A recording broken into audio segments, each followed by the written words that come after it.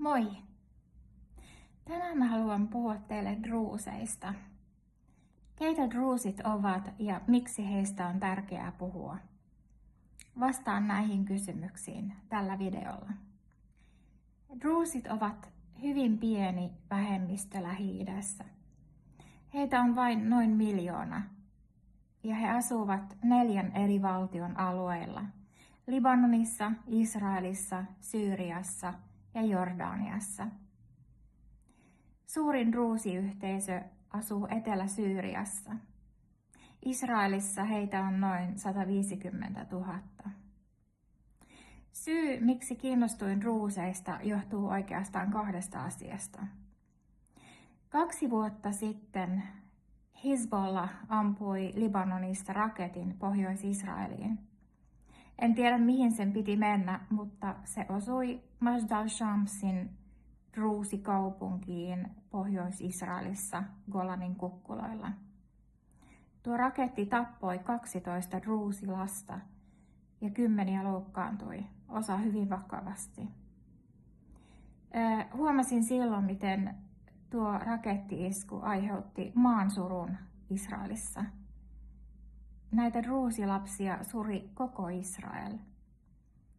Silloin oikeastaan vasta aloin käsittämään, miten läheiset suhteet juutalaisilla ja druuseilla on Israelissa.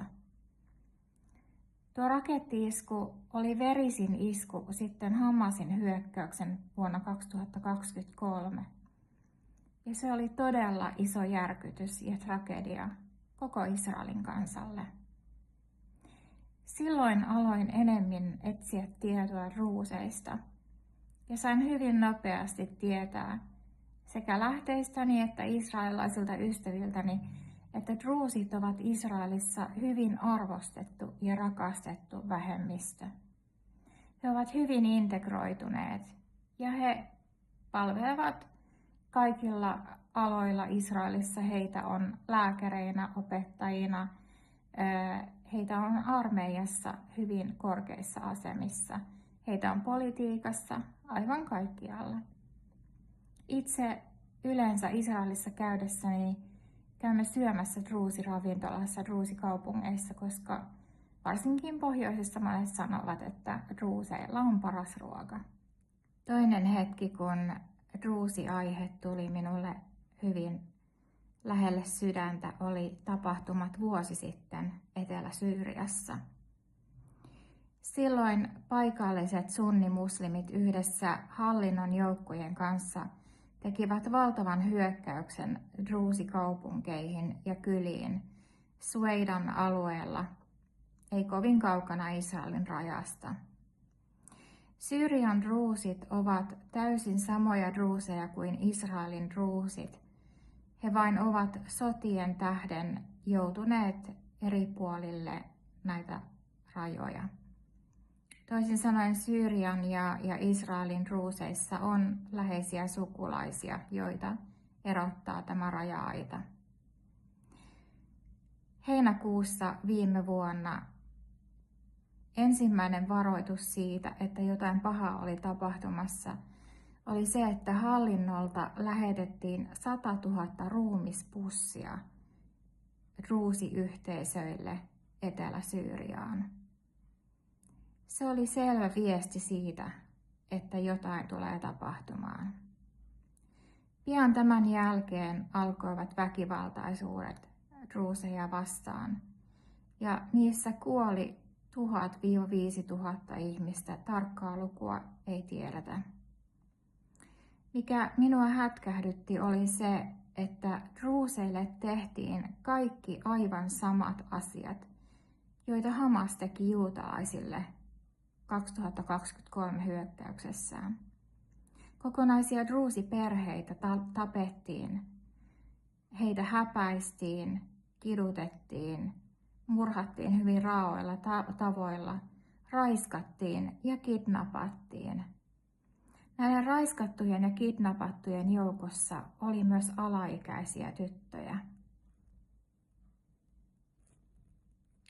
Aivan käsittämättömän tästä hyökkäyksestä tekee se, että druusit ovat hyvin rauhanomainen yhteisö. He eivät ole kautta historiansa vaatineet itselleen oikeastaan mitään muuta kuin oikeuden elää sellaisina kuin he ovat ja harjoittaa sitä omaa uskontoaan. Heillä ei ole ollut vaatimuksia omasta valtiosta ja he ovat hyvin sopeutuneet niihin maihin, joissa he ovat, ja he ovat olleet kuuliaisia niiden maiden hallinnoille, joiden alaisuudessa he elävät. Druusit eivät siis ole olleet uhka kenellekään. Pienen väestönsä vuoksi he ovat vain pyrkineet sopeutumaan ja elämään omaa elämäänsä ilman, että he ovat häirinneet kenenkään naapuriensa elämää. Olin erityisen järkyttynyt siitä, että maailman ihmisoikeusaktivistit pysyivät täysin hiljaa siitä, mitä druuseille tapahtui. Toinen järkytys oli se, että kun druusit huomasivat, että he ovat kansanmurha-aikeen kohteena ja he olivat täysin puolustuskyvyttömässä asemassa, he pyysivät sitä ainoaa tahoa apuun, joka heitä pystyi auttamaan sillä hetkellä, ja se oli Israel. Se sinänsä ei järkyttänyt minua, koska kuten aikaisemmin mainitsin, Israelin armeijan sisällä vaikuttaa jonkin verran druuseja hyvin vaikutusvaltaisissa asemissa. Israelin druusit olivat jo alkaneet yhteisönä vaatimaan Netanyahun hallitukselta väliintuloa, jotta Syyrian druuseille ei tehdä kansanmurhaa. Mutta Syyrian druusit antoivat saman viestin. He vetosivat Israelin hallitukseen, että Israel tekisi väliintulon. Ja Israel teki sen.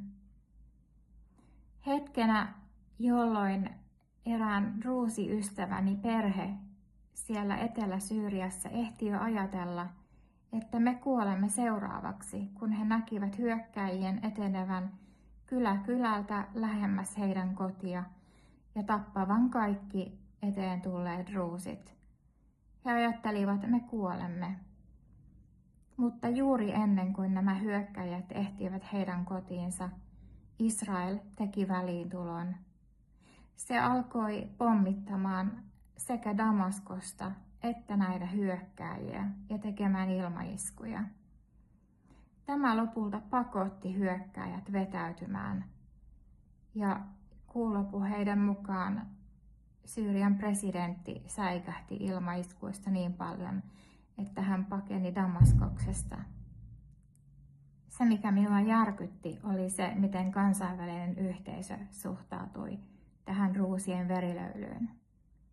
Kansainvälinen yhteisö ei tehnyt asialle yhtään mitään, paitsi että se tuomitsi Israelin väliintulon paheksumalla sitä, että Israel loukkasi Syyrian suvereniteettia. Tämä, jos mikä, paljasti kansainvälisen yhteisön ja maailman ihmisoikeusaktivistien totaalisen tekopyhyyden. Se, miksi druuseista täytyy puhua nyt, on ensinnäkin se, että kukaan muu ei puhu druuseista. Heistä ei juuri tiedetä mitään. Toinen syy on se, että koska Euroopan maahanmuuttolait ovat kiristymässä, Syyriasta tulleita pakolaisia aletaan lähitulevaisuudessa palauttamaan yhä suuremmissa määrin takaisin Syyriaan. Nyt tulemme siihen ongelmaan, että druuseista ei oikeastaan tiedetä juuri mitään. Syyrian druusit ovat nimittäin edelleen väkivallan uhan alla. He edelleen joutuvat pelkäämään huomista päivää ja erityisesti he pelkäävät sitä päivää, kun Israelin joukot vetäytyvät Syyriasta. Syyrian druusit nimittäin ovat tietoisia ja ovat sen julkisesti sanoneet, että Israel on ainoa taho, joka suojelee heitä näiltä jihadistijoukoilta. Meidän täytyy nyt antaa viestiä meidän päättäjillemme siitä, että kun Syyrian pakolaisia aletaan palauttamaan Assadin jälkeiseen Syyriaan, Syyriasta tulleita muutamia druuseja ei missään tapauksessa saa palauttaa, sillä heitä odottaa Syyriassa vaino ja mahdollinen väkivalta. Itse asiassa on vain ajan kysymys, kun jotain pahaa siellä tapahtuu taas. Syyrian druusiyhteisö on niin pieni, että heidän on todella vaikea puolustautua hyökkäyksiltä, joita he kohtasivat vuosi sitten. Silloinkin ja tästä syystä he tarvitsivat Israelin väliintulon. Erityisen tärkeää druuseista on puhua siksi, koska he ovat todella rauhaa rakastava yhteisö Lähi-idässä. He ovat kautta aikojen eläneet rauhassa naapuriensa kanssa. Druusien ideologiaan ei kuulu väkivalta ulkopuolisia kohtaan. Ainoa mitä he haluavat ovat elää druuseina rauhassa oman ideologiansa mukaan. Kuten sanoin, druusit eivät uhkaa ketään. Sain vähän aikaa sitten mahdollisuuden puhua useamman druusin kanssa. Puhuin parin Libanonin druusin, muutaman Syyrian druusin sekä yhden Israelin druusin kanssa. Sain kysyä heiltä paljon kysymyksiä ja opin paljon lisää druuseista. Ja mitä enemmän opin druuseista, sitä enemmän arvostan heitä. Druusit ovat myöskin siitä erilainen kansakunta, että heillä ei yleisesti ottaen ole ollut ongelmia antisemitismin kanssa. Druusit vähemmistönä ymmärtävät muita vähemmistöjä. Druuseista täytyy puhua myös siksi, että heitä uhkaavat aivan samat tahot ja sama ideologia, joka uhkaa Israelia ja juutalaisia. Eli tämmöinen radikaali islamismi, jihadismi. Minusta oli hämmästyttävää kuulla, että siinä missä palestiinalaiset Gazassa huutavat slogania Slaughter the Jews, Syyriassa vastaava slogan on Slaughter the Druze. Druusit nyt eivät miehitä kenenkään maita. Ei ole mitään syytä yrittää kansanmurhata druuseja, niin kuin Hamasin kohdalla kuulemme paljon selittelyjä miehityksestä ja sorrosta. Druusit eivät miehitä eivätkä sorra ketään, ja silti heidätkin halutaan pyyhkiä maailman kartalta. Siksi varsinkin meidän, jotka ymmärrämme Israelin tilannetta, on tärkeää ymmärtää, että meidän täytyy puhua druuseista ja meidän täytyy seisoa druusien rinnalla. Ainoa syy, miksi druusit kohtaavat vihaa, syrjintää ja väkivaltaa, on se, että druusit eivät ole muslimeja. Tämä väkivalta heitä kohtaan on siis uskontopohjaista. Free the Druze and save the Druze. Seisotaan druusiystäviemme rinnalla.